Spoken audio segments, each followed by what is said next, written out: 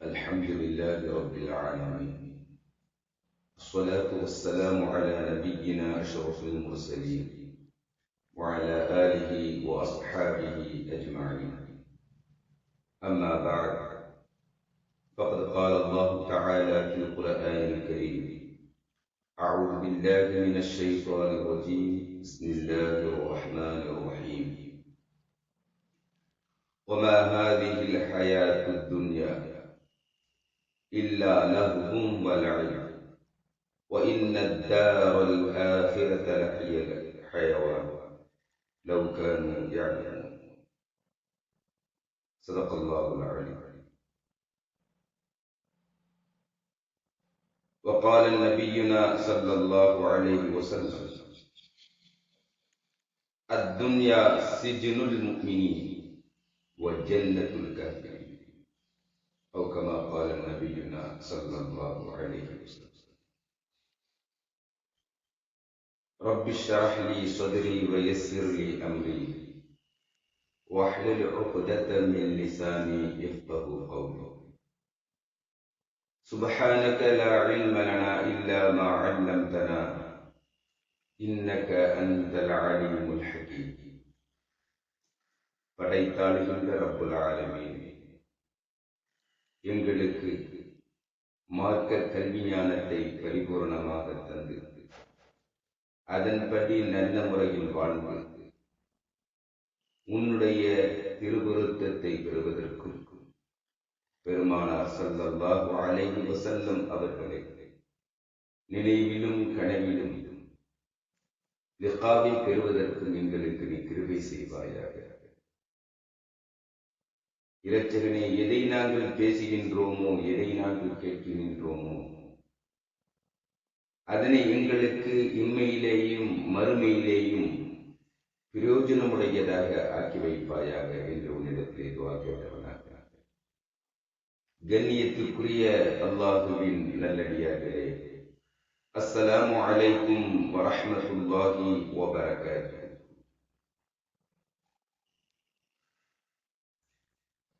அல்லாஹ் தன்னுடைய திருமறையிலே இப்படி சொல்லி காட்டினான்: லகத் கான லகும் ஃபீ ரசூலில்லாஹி உஸ்வத்துன் ஹஸனஹ்.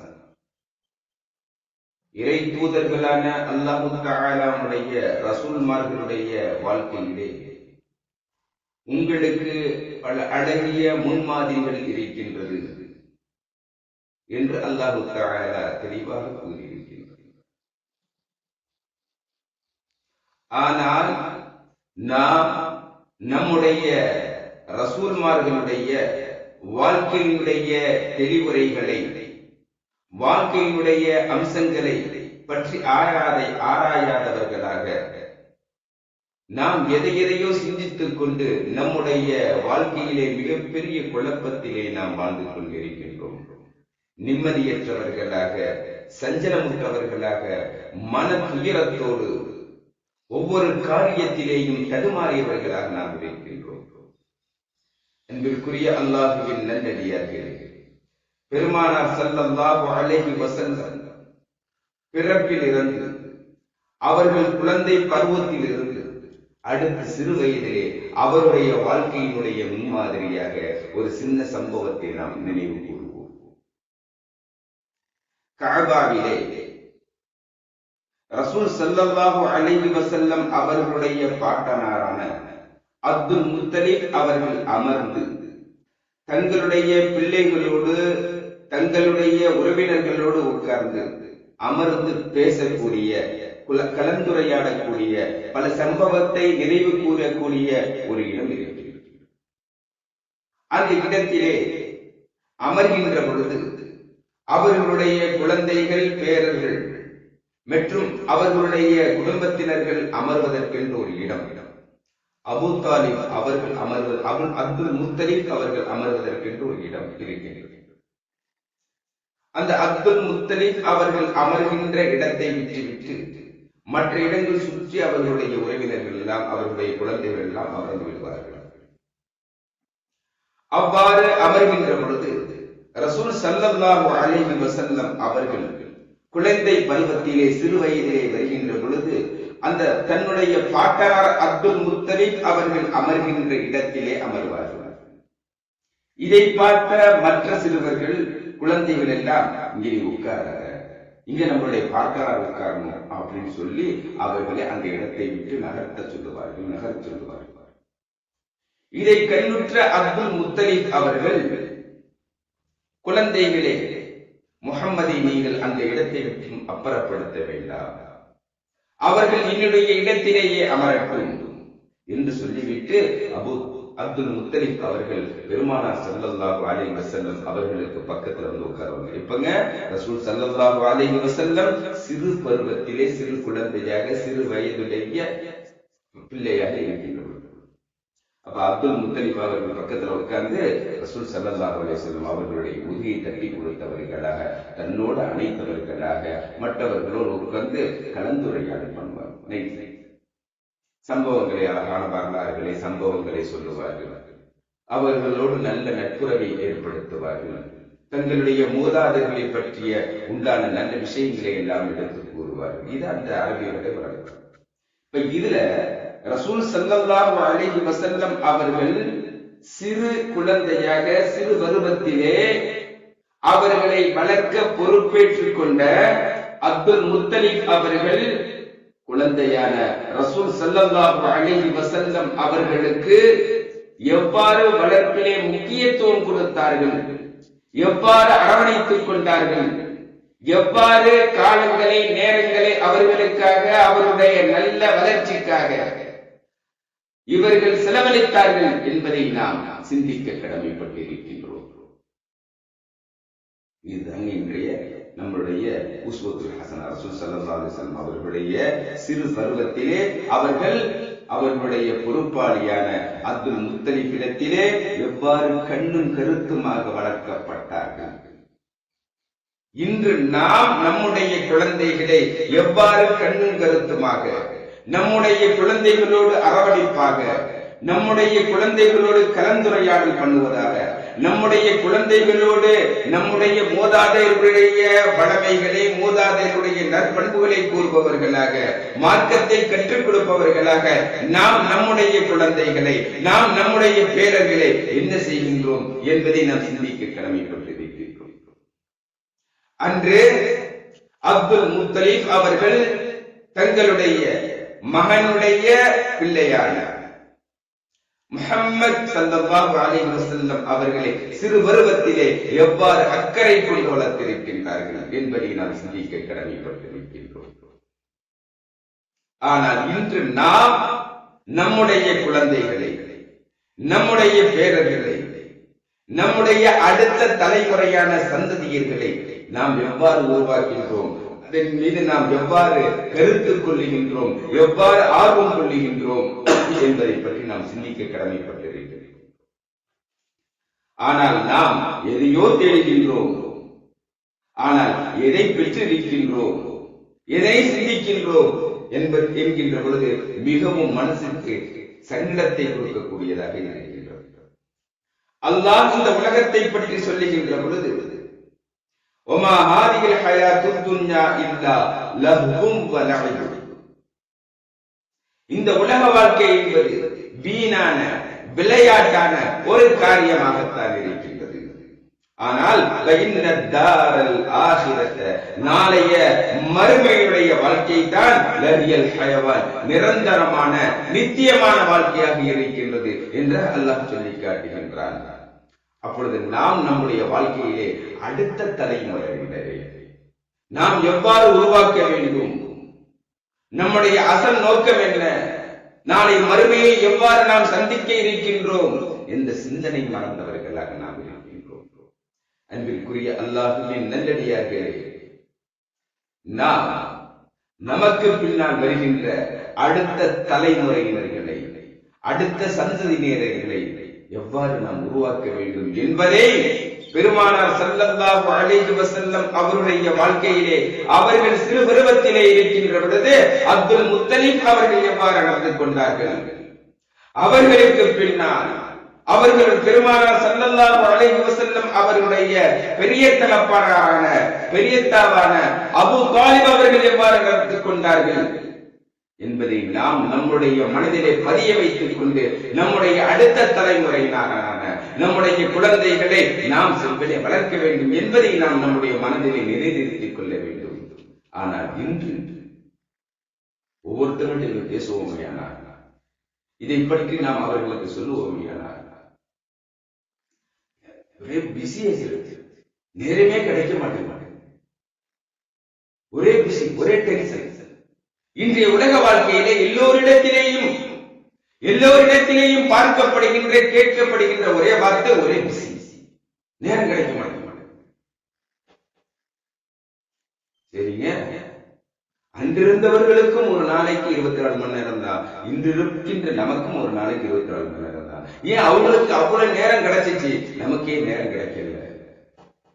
இன்று பெற்ற தந்தையிடத்திலே உம்முடைய குழந்தையை பற்றி கேட்கப்பட்டால், அவர்களுடைய குழந்தையை பற்றி அவர்களுடைய சந்ததியை பற்றி கேட்கப்பட்டால், பிள்ளைக்கு பேர் இல்லைதான், ஆனா என்ன படிக்கிறான் ஏது படிக்கிறாங்கிறது அம்மாட்டதான் கேட்கணும்.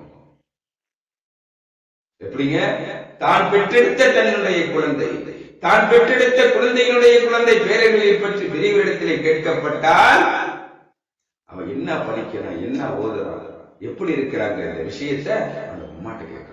அப்படியாங்க, சரி வாங்க அம்மாட்ட போய் கேட்கலாம் அப்படின்னு சொல்லி அம்மாட்ட போட்டா என்னமோ தெரியல, ஆயாட்ட கேட்கணும்.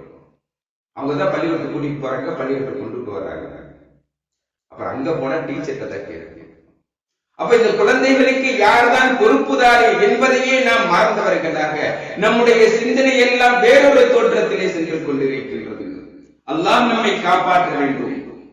நம்முடைய வாழ்க்கைக்கு 3 விஷயங்கள் முக்கியமானது என்பதை நாம் அறிந்திருக்கின்றோம். வாழ்வாதாரமாக உண்ண உணவு, இருக்க இருப்பிடம், உடுத்த உடுத்து. இதை நாம் ஆதி காலத்திலிருந்தே நமக்கு புகுத்தப்பட்ட ஒரு முக்கியமான விஷயமாக இருக்கின்றது. ஒரு மனிதன் ஆரோக்கியமான நல்ல முறையில் வாழ வேண்டும் என்றால் உண்ண உணவு, இது அவசியம். 2வது இருக்க இருப்பிடம், 3வது மானத்தை மறக்க உடுக்கின்ற உடை. இதை நாம் பல ஆண்டுகளாக நாம் நம்முடைய மனதிலே நிறுத்தி வைத்திருக்கிறோம். அப்பொழுது உண்ண உணவு, இருக்க இருப்பிடம், உடுத்த உடைக்கை என்பது நமக்கு அவசியமான பொருள்களாக இருந்த காலம் போக இப்பொழுது இவைகள் எல்லாம் ஆடம்பரமாக ஆக்கப்பட்டு விட்டது. தனக்கு மிகப்பெரிய அந்தஸ்தை தரக்கூடியதாக, பார்வையினுடைய கவர்ச்சியை தரக்கூடியதாக, மற்றவர்களுக்கு முன்னே தன்னை கம்பீரமாக காட்டிக்கொள்ள வேண்டும், தன்னுடைய பெருமையை நிலைநாட்ட வேண்டும் என்பதற்காக இந்த 3 காரியம் ஆக்கப்பட்டு விட்டதின் பின்பு நமக்கு நேரம் கிடைக்கிறது. அந்த காலத்திலே வாழ்வதற்கு வீடு வேண்டும் என்று ஒரு வீடை கட்டிக் கொண்டு வருவார். அடுத்தது தன்னுடைய வாழ்க்கையினுடைய அடுத்த கட்டம் என்ன, நம்முடைய குழந்தைகளுடைய பக்குவம் என்ன, அவர்களை வீரத்தோடு மார்க்கத்தோடு எவ்வாறு ஒழுக்கத்தோடு அளவோடு அவர்களை வளர்க்க வேண்டும் என்பதை அக்கறை காட்டினார்கள். இன்று நாம் அதை விட்டுவிட்டு வீடுகளை எவ்வாறு கட்ட வேண்டும், அதனுடைய அம்சங்கள் எவ்வாறு இருக்க வேண்டும் என்று சிந்தித்து வீட்டை கட்டுவதிலேயே அவர்களுடைய ஆடம்பரமான பங்களாக்களை அவர்கள் உருவாக்குவதிலே சிந்திக்கின்றார்கள். அப்ப சிந்திக்கின்ற பொழுது அவருடைய தேட்டம், அவருடைய ஆசைலாம் எப்படி போயிடுங்க, நம்ம ஊர்லயே வீட்டிலேயே நம்ம வீடு அழகா இருக்கணும், மற்றவருடைய பார்வையிலே நம்முடைய வீடுதான் கம்பீரமாக இருக்க வேண்டும் அப்படின்னு சொல்லிட்டு அவனுடைய உழைத்த உழைப்பு. ஒருத்தர் பயணம் போறாங்க, அவர் கேட்டோம், என்னங்க உங்களுடைய லட்சியம்? ஜித்து பயணம் போகணும், நல்லா சம்பாதிக்கணும், ஊர்ல நம்மளை விட யார் வீடு கட்டிருக்கூட அந்த மாதிரி அருமையான ஒரு வீடு கட்டி வாங்கணும்.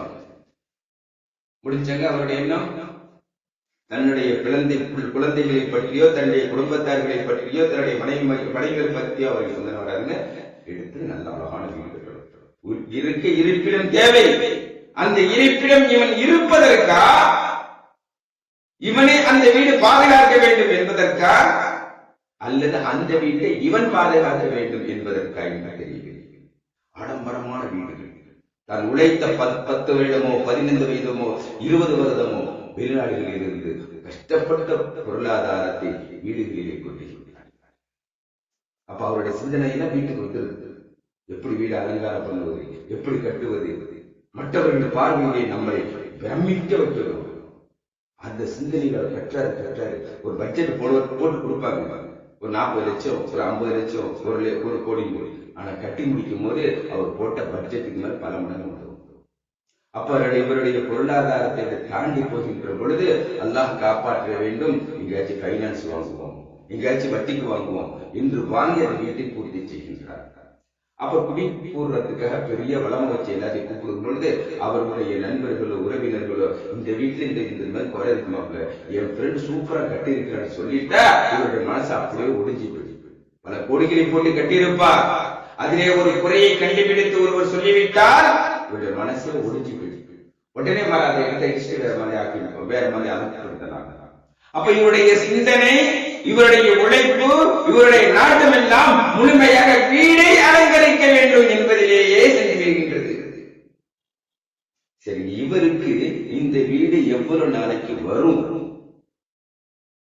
அல்லாஹ் தன்னுடைய திருமறையிலே சொல்லி காட்டுகின்றார். ஹல் அதா அலல் இன்சானி ஹீனுன் மினத் தஹ்ரி லம் யகுன் ஷைஅன் மذ்கூரா.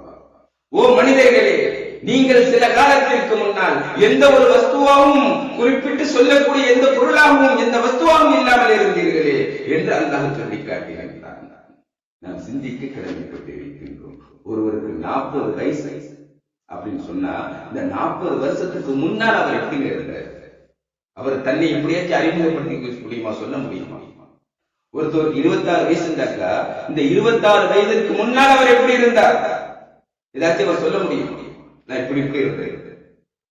ஒருத்தருக்கு 60 வயசு வந்துட்டாரு, அவர்கிட்ட கேட்கிறோம் 60 வயதிற்கு முன்னால் நீங்க எப்படி இருந்தீங்க? எங்க நமக்கென்று எந்த அட்ரஸும் இல்லை, நமக்கென்று எந்த ஒண்ணுமே கிடையாது. சரி, நம்ம பிறந்து வந்ததுக்கு பிறகு நம்ம பெரிய அந்தஸ்துல பெரிய மதிப்புக்குரியவராக இருக்கின்றோம். சரி சரி, வீட்டினுடைய ஆடம்பரத்தோடு ரொம்ப கதுகலமா இருக்கிறோம். நமக்கென்று நிர்ணயிக்கப்பட்ட அந்த அஜல் மௌத்து வந்து விட்டது. நம்ம 60 வயதிலேயோ 70 வயதிலேயோ 80 வயதிலேயோ நாம் மரணிக்கின்றோம் என்றால் நாம் மரணித்ததற்கு பின்பு நாம் என்னவாக இருக்கின்றோம்? இது கூறப்படக்கூடிய ஒரு ஸ்தாக இருக்கின்றோமா? நாம் பிறப்பதற்கு முன்னாலும் ஒன்றுமில்லை, பிறந்து வாழ்ந்து இறந்ததற்கு பின்பும் நாம் எதையும் கொண்டு செல்பவர்கள் அல்ல. இப்படிப்பட்ட இடைப்பட்ட இந்த வாழ்க்கையிலே நம்முடைய வாழ்க்கையில் ஒரு பகுதி சிறுபிரயமாக, ஒரு பகுதி வயோதிகமாக இருக்கின்ற இடைப்பட்ட காலங்கள் வாலிபம் என்ற சொற்பமான இந்த காலம். இந்த காலத்திலே எதை செய்தால் நாம் எதை பெற முடியும் என்பதை நாம் மறந்துவிட்டவர்களாக நாம் எதையோ தேடுகின்றோம். ஆனால் எதைத்தான் நாம் பெற்றிருக்கின்றோம்? அது கடும் மரணம். மூசா அலைஹிஸ்ஸலாம் காலத்துல காரூன் மிகப்பெரிய சொர்க்கத்தை போன்ற ஒரு மண்டபத்தை கட்டினார். ஆனால் ஏழைகளுக்கு கொடுக்க வேண்டிய ஜக்காத் என்ற வரிபடத்தெல்லாம் கொடுக்கல. மூசா அலைஹிஸ்ஸலாம் கேட்ட கொடுக்க மாட்டேங்கிறார். ஆனா கட்டி முடிச்ச அந்த பங்களால இவராட்சி நுழைய முடியல. எடுத்து கால வைக்கிறாரே, மரணம் வந்து. இது நாம் அறிந்த சம்பவம். இந்த அழியக்கூடிய தேவையற்ற இந்த விஷயத்திலே நாம் நம்மை ஈடுபடுத்துகின்ற பொழுது நமக்கு நேரம் வந்தது, காலம் வந்தது, பிபி சுகர் வந்து போகுது. ஆனால் இவரிடத்திலே வீடை கட்டுவதற்குண்டான அக்கறையும் நேரமும் காலமும் தன்னை தான் பெற்றெடுத்த குழந்தைகள் மீது அவர்கள் செலுத்துவதில்லை. இந்த குழந்தை என்ன படிக்கின்றான், என்ன ஓதுகின்றான், என்ன கலாச்சாரத்தில் வளர்கின்றான், இவருடைய பண்பாடுகள் என்ன, இவர் எந்த ஒழுக்கத்திலே வளர்கின்றார் என்று இந்த குழந்தையினுடைய வளர்ச்சியிலே இவருக்கு சிந்தனை இல்லை, வீடு கட்டுவதிலே இருக்கின்றது. நமக்கு எத்தனையோ சம்பவங்கள் இருக்கின்றது காரணம். ஆனால் இன்று வீடு கட்டுவதனுடைய அந்த அலங்காரங்கள் புரியவில்லை. அழகாக வீடுகளை கட்டுகின்ற நாம் நம்முடைய சந்ததியினர்களை அழகாக ஆக்குகின்றோமா? நம்முடைய குழந்தைகளை நாம் சிறப்பாக வளர்க்கின்றோமா? அவர்களுடைய முறையை எவ்வாறு நாம் கண்காணித்திருக்கின்றோம் என்று பெற்ற தந்தைகள் தந்தைகளுடைய தந்தைகளுக்கு குடும்பத்தினருக்கு தெரியவில்லை. அல்லாஹ் காப்பாற்றுவார். இதை விட தாய்மாரின் இடத்திலே போய் பார்த்தால் அவருடைய ஆடம்பரமான உடுக்கைகள் நம்முடைய மானத்தை காக்க ஆடையாக இருந்தது. ஆனால் இன்று நம்முடைய மானத்தையே போக்குகின்ற ஆடைகள் ஆடம்பரமாக வந்துவிட்டது. ஒரு பெண் தன்னுடைய ஆடை விஷயத்திலே எவ்வாறு இருக்கின்றாலோ அதில் ஒரு சிறிது அளவு கூட தான் பெற்றெடுத்த பிள்ளையின் மீது அக்கறை காட்ட முடியாத ஒரு காலகட்டமாக இன்று இந்த உடை என்ற ஆடம்பரம், உடை என்ற நிகழ்வு ஆடம்பரமாக வந்திருக்கிறது. அன்றைய தினத்திலே ஆடை என்பது இவர்களுடைய மானத்தை காப்பாற்றுவதாக இருக்கிறது. எப்படிங்க? பாத்திமா ரலியல்லாஹு தஆலா அவர்கள் வெளியிலிருந்து வீட்டுக்கு வருகின்றார்கள். அவர்களை பெற்றெடுத்த தந்தையான ரசூல் ஸல்லல்லாஹு அலைஹி வஸல்லம் அவர்கள் இருக்கின்றார்கள். அதே சமயத்தில் அவர்களை திருமணம் முடித்த அவர்களுடைய கணவனான அலி ரலியல்லாஹு தஆலா அவர்கள் இருக்கின்றார்கள்.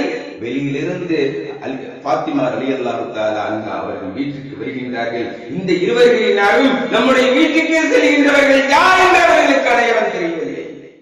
இவர்கள் மதிப்பிடுகின்றார்கள். ஏதோ 70-80 வயது ஒரு மூதாட்டி நம்மட்டுக்கு வர்றாங்க, என்ன விஷயம் தெரியலன்னு சொல்லி இவங்க 2 பேரும் பேசிட்டு இருக்காங்க.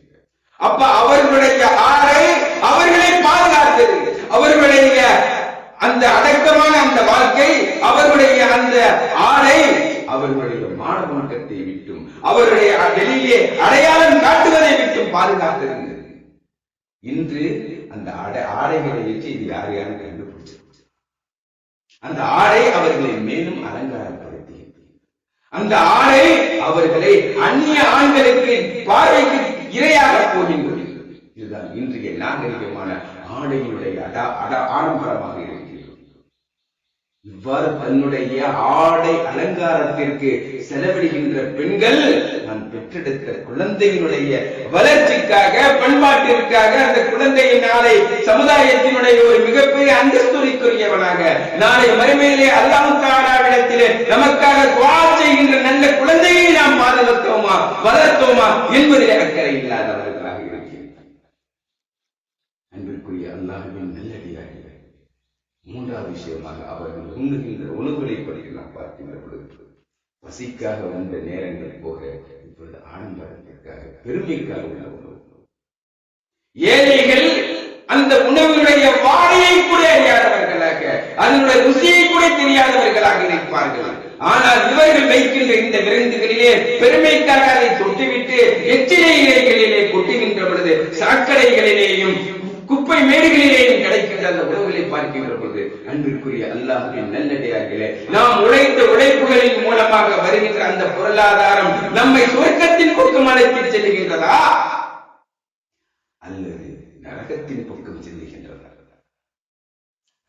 அப்துல் முத்தலிப் என்ன செஞ்சாங்க? தன்னுடைய குழந்தைக்காக, தன்னுடைய பேரருக்காகவே தன்னுடைய வாழ்க்கையினுடைய நேரங்களில் ஒரு பகுதி அவர்களுக்காக ஒதுக்கினாங்க. தன்னுடைய அவங்களை வச்சிருந்தாங்க. இன்னைக்கு எத்தனை தாய் தந்தையர்கள் தாம் பெற்ற குழந்தைகளை, தன்னுடைய பேரர்களை தன்னோடு அழைத்து வைத்திருக்கின்றார்கள், அரவணைத்து வைத்திருக்கின்றார்கள், கல்வியை போதிக்கின்றார்கள், ஒழுக்கத்தை போதிக்கின்றார்கள் என்று நீங்கள் சிந்தித்து பாருங்கள். அவங்களுக்கு ஒரு வேலை. ஒருத்தர் வீடு கட்டுறதுல ஆடம்பரமா இருந்தாங்கன்னாக்கா வீட்டில் உள்ளவங்க ஆடைகள் ஆடம்பரத்தில் இருக்கிறாங்க, உள்ளுக்கு போய் பார்த்தா உணவுகளுடைய ஆடம்பரத்தில் இருக்கிறாங்க. உணவு, உடுக்க உடை, இருக்க இருப்பிடம் அத்தியாவசியம் என்பது அன்று, ஆனால் இன்று ஆடம்பரமாக மாறிவிட்டதினால் இவருடைய வாழ்க்கையிலே குழந்தையை பாதுகாக்க வேண்டும், அடுத்த சந்ததியினர்களை உருவாக்க வேண்டும் என்ற எண்ணம் குறைந்தவர்களாக ஒரே பிஷின்னு போயிடுறாங்க. இந்த பிஷி உங்களுக்கு நாளை மறுமையிலே எந்த ஒரு ஆதாயத்தையும் தரக்கூடியதாக இல்லை. ரசூல் ஸல்லல்லாஹு அலைஹி வஸல்லம் அவர்கள் முஆத் பின் ஜபல் ரலியல்லாஹு தஆலா அவர்களுக்கு யமன் நாட்டுக்கு அனுப்புறாங்க ஆளுநர். அப்ப என்ன சொல்லி அனுப்புறாங்க? இய்யாக வதனஅன யா முஆத் பின் ஜபல், நீங்கள் யமன் நாட்டுக்கு போறீங்க ஆளுநரா, உங்களையும் ஆடம்பரங்களையும் நான் எச்சரிக்கின்றேன். அப்ப ஒரு பொறுப்புக்கு வர்றோம், உலகசம் நிறைய கிடைக்குதுன்னாக்கா நமக்கு அடுத்த கட்டமா ஆடம்பரம். அதனால ரசூல் ஸல்லல்லாஹு சொன்னார்கள், இன்ன இபாதல்லாஹ், அல்லாஹ் தஆலாவுடைய அடியார்கள் லைஸு பில் முத்தனஇமீன, ஆடம்பரங்களை விரும்ப மாட்டார்கள். அப்படிதாங்க அன்று வாழ்ந்தார்கள். தன்னுடைய சந்ததிகளை அழகான முறையிலே உருவாக்கினார்கள். அப்ப நாம் நம்முடைய சந்ததிகளை உருவாக்குவதிலே நாம் முழுமையாக நம்முடைய நேரங்களை ஒதுக்கி அவர்களை நல்ல முறையில் மேன்மக்களாக ஆக்குவோமேயானால் இதன் மூலமாக நாளை மறுமையிலே மிகப்பெரிய வெற்றிகள் இருக்கின்றது. அதை விட்டுவிட்டு நாம் ஆடம்பரத்திலே வருவோமேயானால் நம்முடைய மறுமையுடைய வாழ்க்கையை பற்றி நாம் மறந்தவர்களாக இருக்கிறோம். ரசூல் ஸல்லல்லாஹு அடுத்த ஒரு ஹதீஸ் சொன்னாங்க, அத்துன்யா சிஜ்னுல் முஃமின், இந்த உலகம் முஃமின்களுக்கு சிறைச்சாலையை போன்று, வஜன்னத்துல் காஃபிரின், காஃபிர்களுக்கு தான் சொர்க்கத்தை போன்றது. அப்ப முஃமின் ஒரு சிறைச்சாலையில் இருந்தால் எதையும் தனக்கென்று சொந்தமாக்கிக் கொள்ள மாட்டான், எந்த சுகபோகத்தையும் அங்கே அவன் எதிர்பார்க்க மாட்டானே.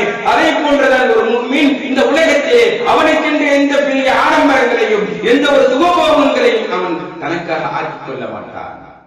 மாறாக தன்னுடைய அடுத்த சந்ததியினர்களை எவ்வாறு உருவாக்கி மேலே கொண்டு வர வேண்டும், நாளை மறுமையிலே இந்த சந்ததியினர்களை நல்ல முறையில் உருவாக்கி வருவதன் மூலமாக நமக்கு என்னென்ன நன்மைகள் இருக்கின்றது என்பதைத்தான் அவன் சிந்தித்து வாழ்வான். எனவே அப்படிப்பட்ட ஒரு நல்ல தலைமுறையை கொண்டு வருவதற்கு வல்ல ரஹ்மான் உங்களுக்கும் எனக்கும் கிருபை செய்வானாக. வாஹிரு தஅவானா அல்ஹம்துலில்லாஹி ரப்பில் ஆலமீன். அஸ்ஸலாமு அலைக்கும் வரஹ்மத்துல்லாஹி வபரகாத்துஹு.